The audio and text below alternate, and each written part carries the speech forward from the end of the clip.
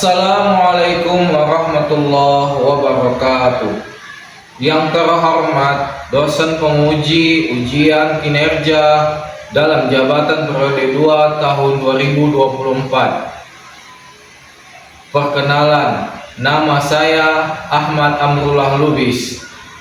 Saya mahasiswa PPG dalam jabatan kategori 2 di LPTK Universitas Negeri Sumatera Utara Medan dengan nomor peserta 121793000017. Saya adalah guru pendidikan agama Islam dan budi pekerti di SMK Negeri 1 Patumba, Kecamatan Patumba, Kabupaten Deli Serdang. Saya akan melaksanakan praktek pembelajaran guna memenuhi tugas ujian kinerja PPG dalam jabatan kategori 2 tahun 2024. Untuk lebih jelasnya adalah berikut: praktek pembelajaran yang telah dan saran untuk perbaikan proses pembelajaran di kemudian hari. Akhir kata, saya ucapkan terima kasih dan selamat menyaksikan. Billahi taufiq wal hidayah. Wassalamualaikum warahmatullahi wabarakatuh. Assalamualaikum warahmatullahi wabarakatuh. Waalaikumsalam warahmatullahi wabarakatuh. Alhamdulillah, kita masih diberikan Allah Subhanahu wa taala Tuhan yang Maha Kuasa kesehatan, kesempatan, kekuatan dan khususnya nyawa masih ada di jasad kita masing-masing. Kenapa gitu? Karena kesempatan ini kita akan membahas tentang fardu kifayah. Fardu kifayah ini adalah inti dari kehidupan kita masing-masing. Yang merasa hidupnya lebih kekal itu salah. Yang kekal itu adalah Allah. Nah, perhatikan. Dalam kesempatan ini saya akan memberikan wejangan sedikit tentang fardu kifayah. Fardu kifayah ini terbagi pada 4. Yang pertama memandikan, kafani, dan ini urutannya harus sesuai nomor 1, setelah nomor 1 nomor 2, setelah nomor 2 nomor 3, kemudian nomor 4. Tidak boleh dua menguburkan, boleh jadi tanam jadi korek lagi, nggak bisa. Dua memandikan, menyolatkan baru dimandikan, baru dikafani, nggak boleh. Jadi harus sesuai urutannya: memandikan, kafani, menyolatkan, dan menguburkan. Nah, jadi sebelum dia dimandikan, kain kafannya dibelanjakan di toko bunga. Biasanya itu ada perlengkapan jenazah. Biasanya itu paket, betul. Paket sekarang ada jenis-jenisnya. Paket al-khairat, ada paket al-khairat, ada paket al-mubarak. Paket itu perlengkapan jenazah, ada al-khairat, ada al-mubarak. Nah, di dalam ini paket ini sudah zaman now, 3 tahun kebelakangan. Kalau dulu, masa kami dulu memfardu kifayah jenazah, belanjanya itu memakai ke toko bunga. Tikarnya itu tikar pandan, sekarang bisa terpal warna-warni, plastik. Dan bunganya sudah dianyam, itulah kelebihan paket. Kain kafannya sudah bidangnya lebar, tidak lagi digunting-gunting, nggak per meter, 17 meter yang untuk laki-laki dewasa, untuk perempuan 20 meter, beda. Kenapa? Perempuan ada belekungnya, ada bajunya, Makanya yang wanita, tutuplah auratmu sebelum ditutupkan aurat. Maksudnya apa? Sholatlah kamu sebelumlah kamu sholatkan. Itu juga untuk kita semua.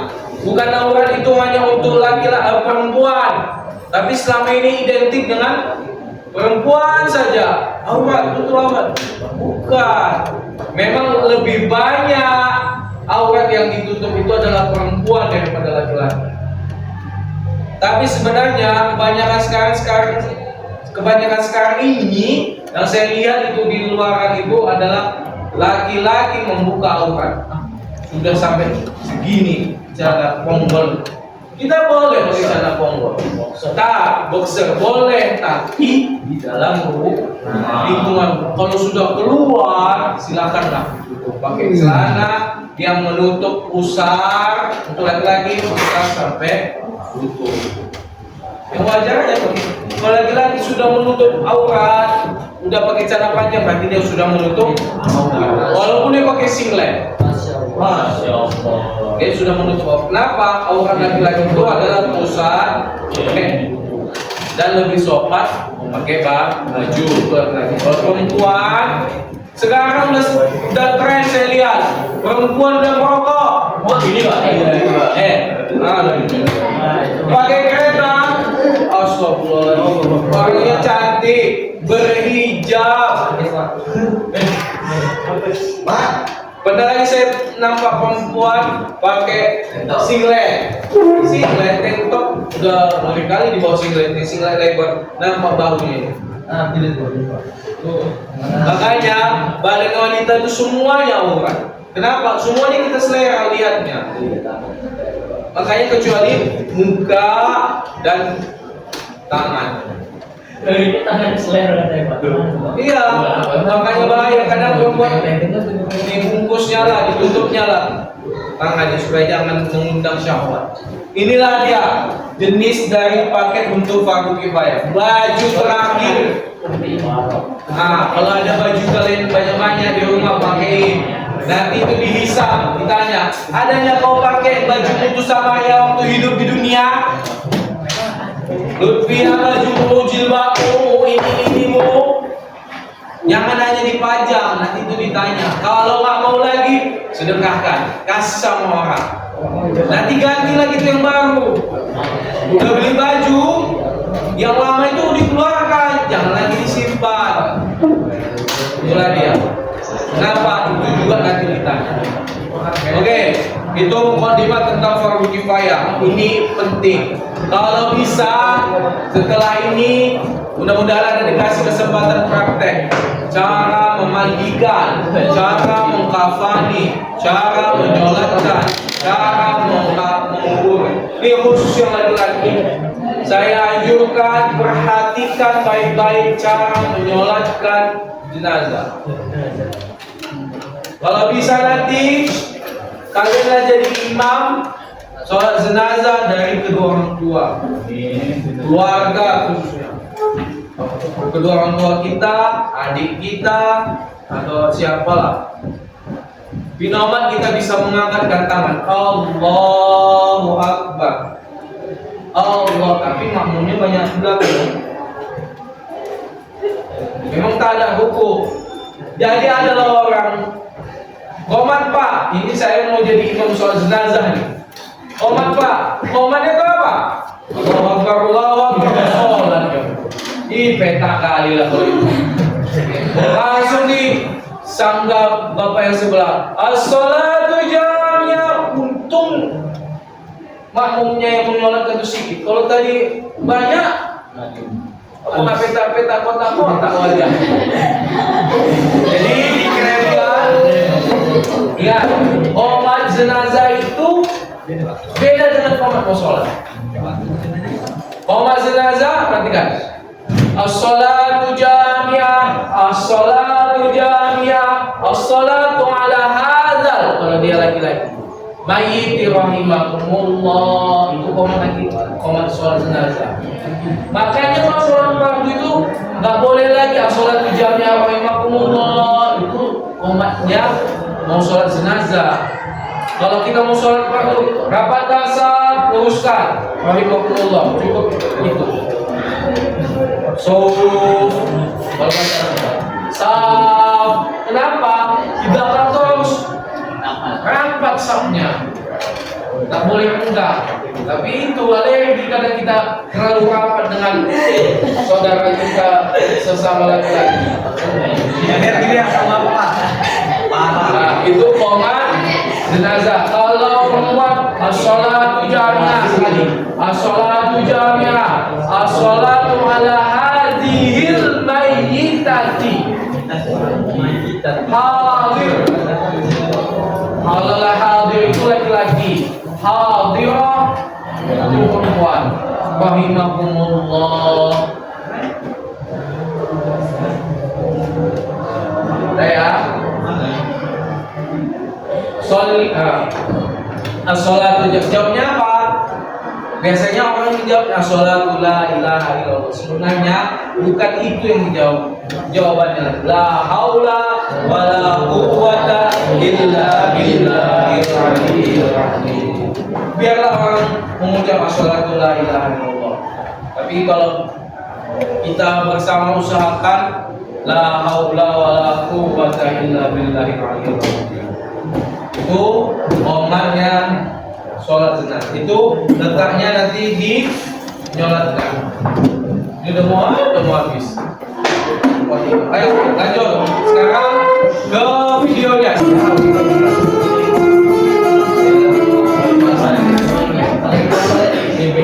Cara memandikan jenazah laki-laki. Assalamualaikum warahmatullahi wabarakatuh. Kewajiban orang yang masih hidup terhadap orang muslim yang meninggal. Satu, memandikan. Ini dia memakai. Dan empat, Memakai hukum keempat hal tersebut tempat tidur. fardu kifayah. Atau wasfah untuk memandikannya. Tapi kebanyakan orang itu memandikan memakai di panggung 5 orang atau 4 orang. Memandikan jenazah adalah fardu kifayah yang pertama Dan harus ditutup sekelilingnya. melaksanakan jenazah. Jangan ada nampak auratnya. Syahid di dalam peperangan, semua umat muslim yang meninggal harus dimandikan. Sahabat muslim hafizahullah. Jadi yang bisa adalah memandikan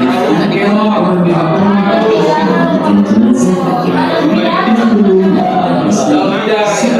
laki-laki yang Kalau tidak susahnya dimasukkan ke dalam tong mandi supaya apa?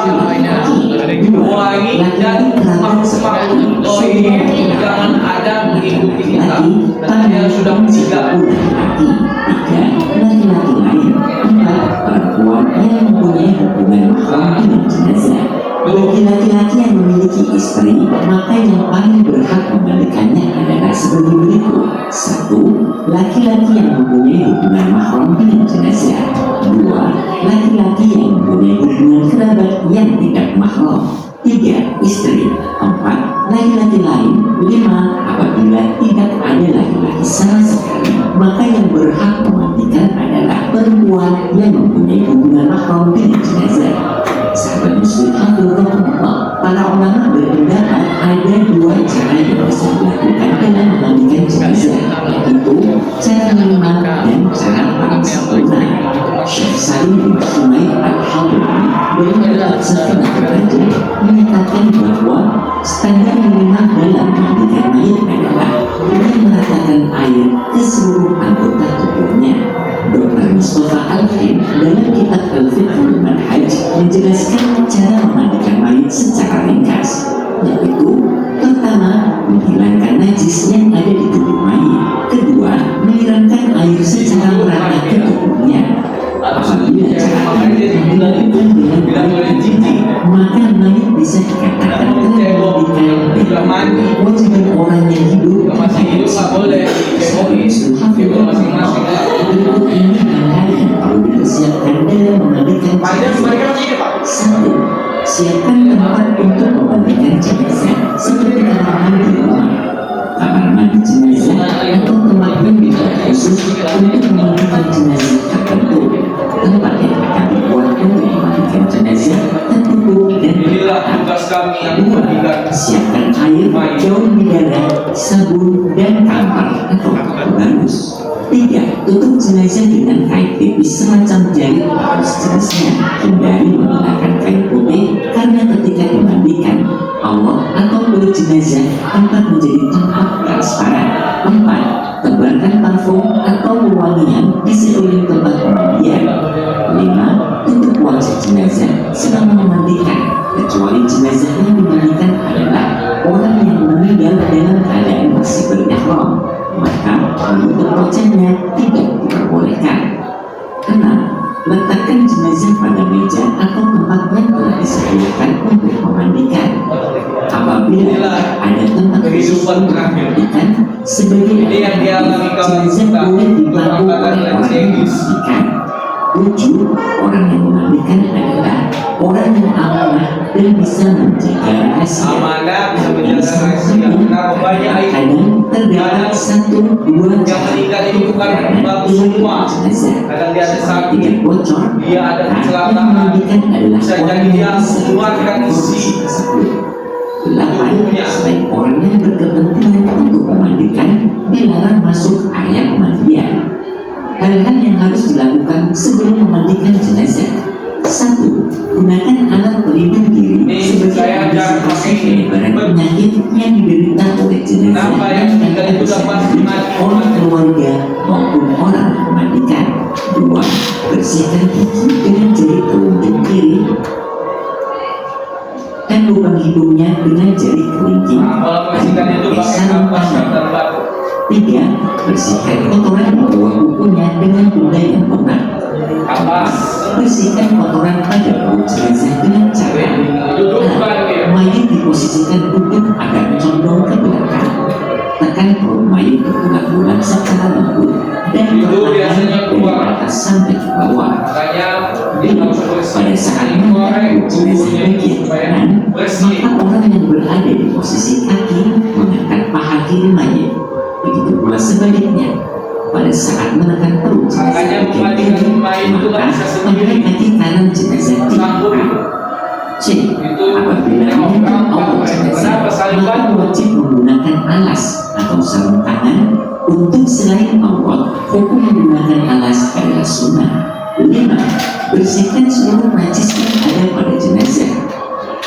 6. Bersihkan kemaluan dan dubur jenazah dengan tangan kiri dan wajib menggunakan sarung tangan atau kain tipis. 7. Wudhu jenazah sebagaimana wudhunya orang hidup. Pada saat membasuh muka, kepala jenazah agak dimiringkan supaya air tidak masuk ke dalam mulutnya. Berikut ini niat wudhu untuk jenazah. Saya niat mewudhui mayat ini. Sahabat muslim hafizahullah, setelah proses persiapan memandikan sudah selesai, berikutnya adalah proses memandikan jenazah. 1. Siram seluruh tubuh jenazah dengan air netral secara merata. 2. Sampo kepala dan rambut jenazah, kemudian disisir pelan-pelan agar tidak rontok. Kemudian bilas. Apabila terdapat rambut yang rontok, maka wajib dikubur dan sunnah memasukkan rambut yang rontok ke dalam kain kafan bersama jenazah. 3. Siram seluruh tubuh jenazah dengan air yang telah dicampur dengan sabun. 4. Siram seluruh tubuh mayat dengan air bersih untuk menghilangkan sisa sabun dimulai dari sebelah kanan, kemudian mayat dimiringkan ke kiri untuk menyiram bagian punggung dari arah kanan. Setelah menyiram bagian kanan, jenazah dimiringkan ke kanan untuk Bilang mayat itu masih muda-muda itu. Saat memiringkan jenazah ke kanan, mayat dimiringkan kaki kiri, kemudian dimiringkan di atas. Begitu pula sebaliknya, akan memiringkan ke kiri, maka kaki kanan ditaruh di atas kaki kiri dahulu, baru kemudian tubuhnya menyusul dimiringkan.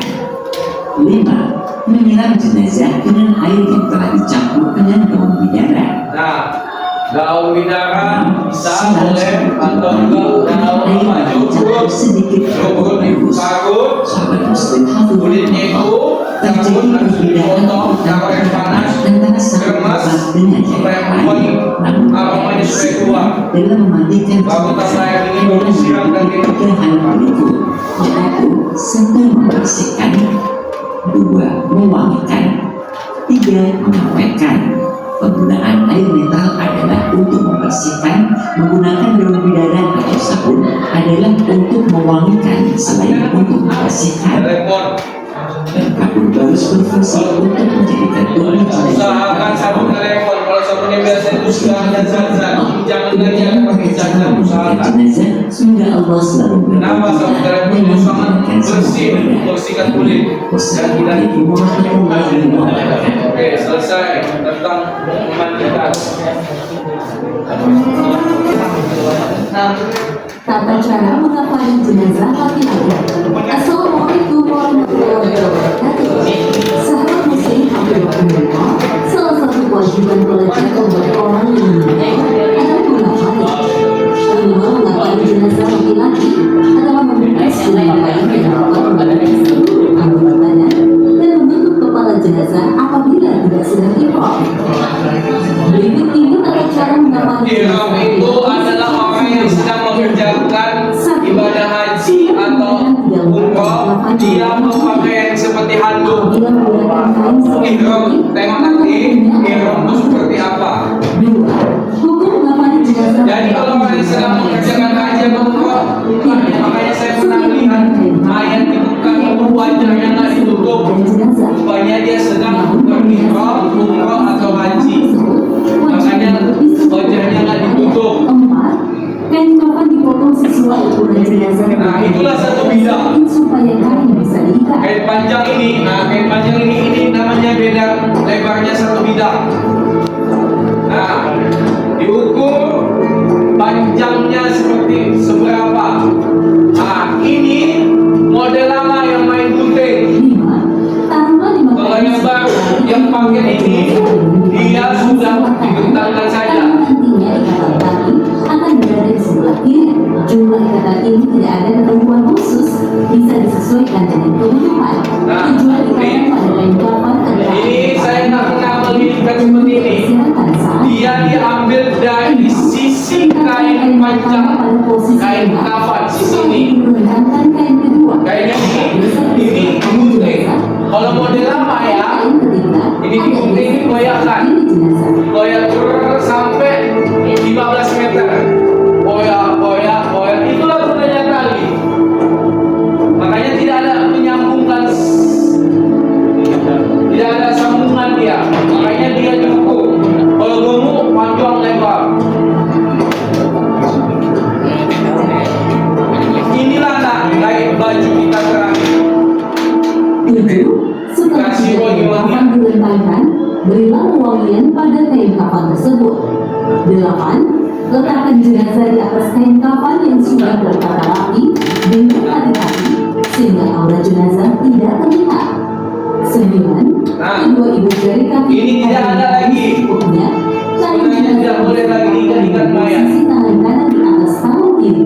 Menyedekapkan tangan kiri hukumnya adalah tidak wajib.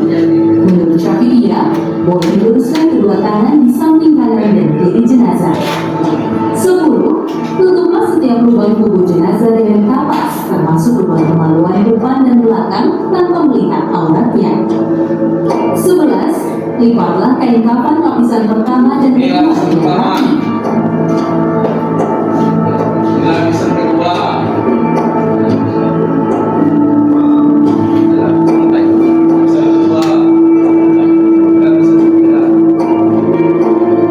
Nah, cukup disambung seperti ini, dililitkan. Jadi nggak perlu lagi diikat ujung jarinya. 12. Ambil kain yang menutupi aurat jenazah sebelum melipat kain yang terakhir. Nah, ini repot pengerjaan. Nah. Menyakiti mayit itu lagi. Kain seperti itu.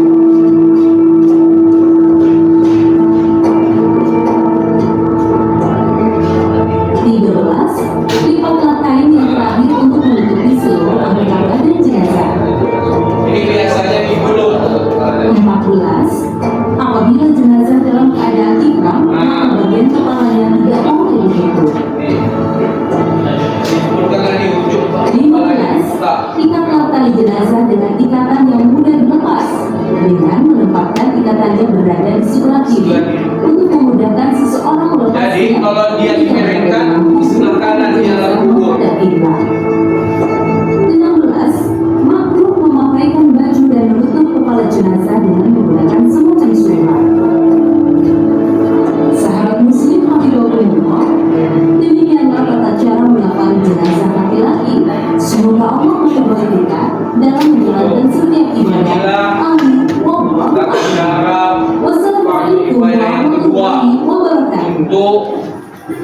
yang sudah meninggal. Kasih Allah. Fardu kifayah. Apabila di satu daerah sudah ada yang Posisi imam laki-laki di mana? Jenazah laki-laki posisi imamnya di mana? Sholat jenazah. Satu, memposisikan kepala jenazah di sebelah kiri imam apabila jenazah laki-laki, dan meletakkan kepala jenazah di sebelah kanan imam apabila jenazah perempuan atau unta berkelamin dua. Imam Bujaironi dan Hasyiatul Bujaironi al-Khatib mengutip keterangan dari Syekh Ali Shibron Nabisi menjelaskan bahwa kepala mayit laki-laki diletakkan di sebelah kiri imam, apanya di sebelah kanan imam, berbeda dengan pengamalan orang saat ini. Adapun mayit perempuan dan unta, orang yang berkelamin ganda, maka imam berdiri di sisi pantatnya, sedangkan kepalanya ada di sebelah kanan imam, sebagaimana pengamalan orang saat ini. Artinya, bagi orang Indonesia yang kiblatnya cenderung condong ke arah barat, saat mensolati mayit laki-laki, kepala mayitnya diletakkan di sebelah selatan. Sedangkan saat mensolati mayit perempuan dan unta, kepala mayitnya diletakkan di sebelah utara. Ini berbeda dengan kebiasaan yang umum dilakukan di masyarakat yang mensolati mayit baik laki-laki maupun perempuan dengan meletakkan kepala mayitnya di arah utara atau sebelah kanan imam. Meski demikian, apa yang telah menjadi kebiasaan di masyarakat tersebut tidaklah menjadi masalah dan bukan sesuatu yang dilarang. Pemahaman ini bisa kita ambil dari penjelasan Bujaironi di atas yang meliputi adanya kebiasaan masyarakat yang berbeda dengan yang semestinya, namun belum tidak menyatakan pelarangannya. 2. Disunahkan posisi imam berdiri di sisi kepala mayit apabila jenazah laki-laki, sedangkan ketika mensolati jenazah perempuan disunahkan posisi imam berdiri di sisi mayit. Jenazah laki-laki ini Juga mensolati jenazah seorang diri tidak berjamaah, sedangkan bagi makmum berdiri di belakang imam sebagaimana layaknya sholat jamaah pada umumnya. Sahabat Muslim, tidak ada rukuk, tidak ada sujud untuk sholat jenazah. menurut Syekh Muhammad Nawawi al-Bantani dalam kitabnya Tursyid ala Ibn Qasim. 1. Niat. Niat berada di dalam hati dan harus bersamaan dengan pelaksanaan takbiratul ihram, sebagaimana niat pada sholat fardu, berikutnya perincian niat sholat jenazah. 1. Apa niatnya? Sholat jenazah laki-laki secara sendirinya, maka niatnya sebagai berikut. Usolli ala hadzal mayyit arba'a takbirat fardhu kifayatin lillahi ta'ala. Artinya, aku niat sholat jenazah laki-laki dengan 4 takbir fardhu kifayah karena Allah Ta'ala. 2. Apabila sholat jenazah perempuan secara sendirian, maka niatnya seperti berikut. Usolli ala hadhil mayyitati arba'a takbiratin fardhu kifayatin lillahi ta'ala. Artinya, aku niat sholat atas jenazah perempuan ini dengan 4 takbir fardhu kifayah karena Allah Ta'ala. 3. Apabila sholat jenazah berjamaah dan menjadi imam, maka niat sholat jenazah adalah sebagai berikut. 1. Apabila jenazah laki-laki, maka niatnya sebagai berikut. Usolli ala hadzal mayyit arba'a takbiratin fardhu kifayatin imaman lillahi ta'ala. Biasanya menjalankan jenazah tentunya Aku niat sholat atas jenazah lalu beramai-ramai berkumpul itu termasuk penghormatan terakhir untuk si mayit. Ikut apabila jenazah perempuan, maka niatnya sebagai berikut. Perempuan. Usolli ala hadhil mayyit arba'a takbiratin fardhu kifayatin imaman lillahi ta'ala. Mayitan itu Artinya, aku yang sholat atas perempuan dengan 4 takbir fardhu kifayah menjadi imam karena Allah Ta'ala. 4. Apabila sholat jenazah berjamaah dan menjadi makmum, maka niat sholat jenazah pada jenazah laki-laki ataupun perempuan adalah sebagai berikut. A. Apabila jenazah laki-laki, maka niatnya sebagai berikut. Usolli ala hadzal mayyit arba'a birroti foto kifayah Ini harus dihafal, binamat.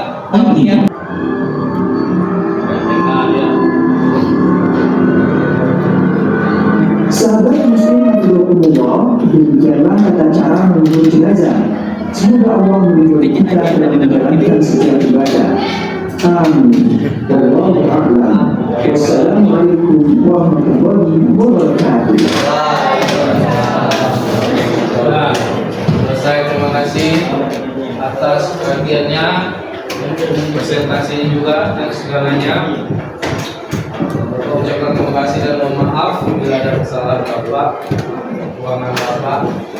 Dan saya sekali lagi mau ucapkan terima kasih untuk semuanya sudah membantu Bapak, menolong Bapak.